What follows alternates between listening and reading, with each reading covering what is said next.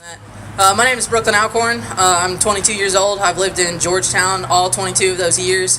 I went to Scott County High School. I graduated in 2013, and then I attended and graduated from Georgetown College in 2017. I came out my freshman year of high school, and as soon as I came out, I immediately started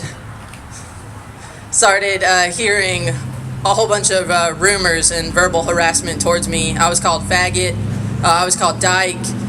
Me and my girlfriend at the time were told to kill ourselves and that there was no place for us in Scott County.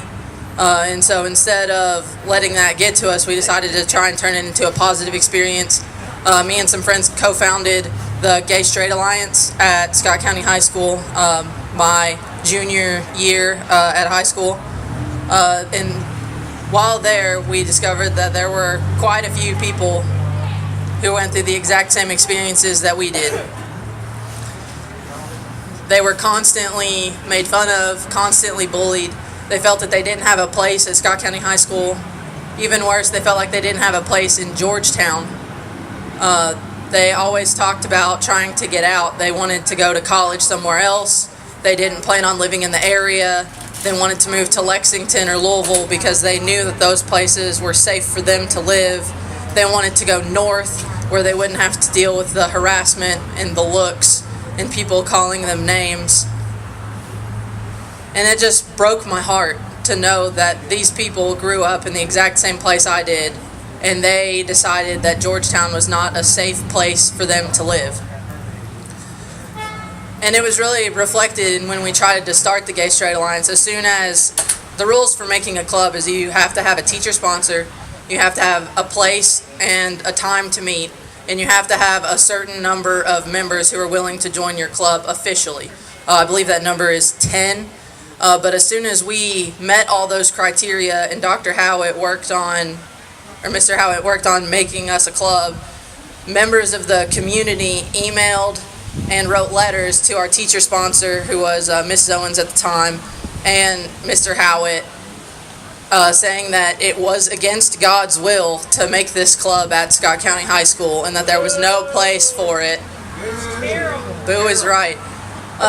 We were just a bunch of bullied 14 to 18-year-old kids, and we just wanted to get together and have a safe place to talk. And there were adults in the community who felt the need to speak out against this, saying that they were going to try and sue the school, that it was against their religious freedom, and other such things.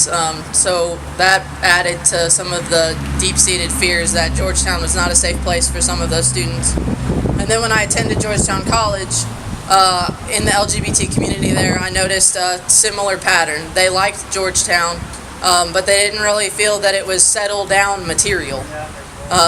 They talked about they wanted to get careers in Lexington, they wanted to get to careers in Louisville, they wanted to move out of state because they didn't feel that Georgetown was inclusive enough, they didn't feel like Georgetown was diverse enough to be able to account for their needs and what they were looking for their future and prospective families.